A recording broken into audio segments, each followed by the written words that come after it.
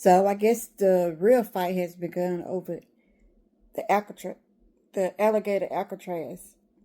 You see, I can't even hardly say it because I don't really think that people should be in places like that.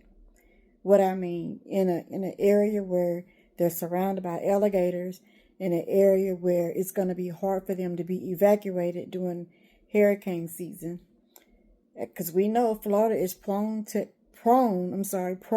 have hurricanes, at least one to two every other year.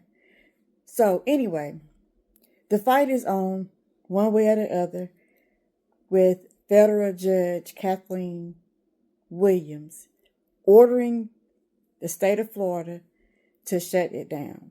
The clock is now ticking for Florida to shut down the immigration detention facility known as Aligator Alcatraz. A federal judge in Miami ruling late Thursday night that the work on the facility has to be stopped and those detainees have to be transferred elsewhere within 60 days.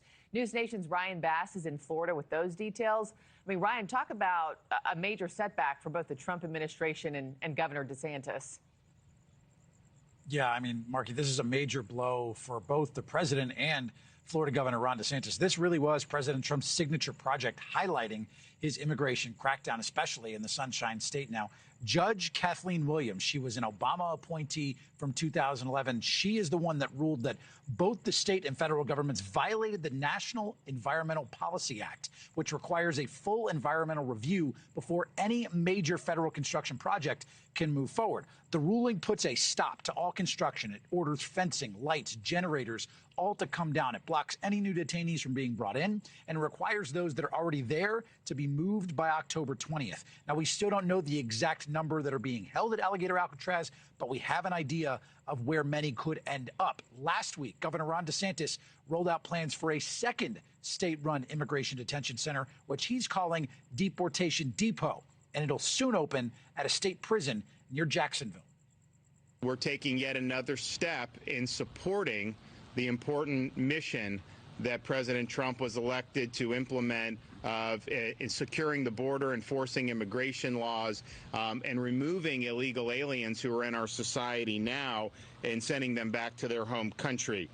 We have done more on this than any other state by a country mile. Now, Marky, even though the state runs the facility, Judge Williams ruled that the Alligator Alcatraz facility specifically is still bound by federal environmental law because it uses federal money and it follows those ICE guidelines as well. She made it clear you can't run it like a federal project and then claim that it is not one, Marky. Yeah, but Ryan, is this the end of the road for Alligator Alcatraz or not? Because something tells me they're not going to just start packing the facility up immediately. Yeah, that this isn't going to be closed up, tomorrow morning, if you will, Marky. I mean, the state wasted no time. They have already moved to appeal this ruling by Judge Williams. And this is just a preliminary ruling as it stands right at this moment. This means, again, the fight is not over from Florida officials and from the federal government. It'll keep playing out in court. Florida is also expected to push for the injunction to be put on hold while it appeals as well. And by the way, this isn't the only legal battle that this facility is facing. One lawsuit claims the detainees aren't even getting proper access to their attorneys. A separate judge sided with the state and Justice Department lawyers, saying that because the camp sits in Collier County, Florida, parts of the case are going to be moved to Florida's Middle District. So that could actually shift when we actually get a ruling here, too. It could actually slow it down, Marky. So there's a lot going on with Florida. Florida's Alligator Alcatraz, don't expect it to close up immediately. There's a lot to sort out here. Yeah.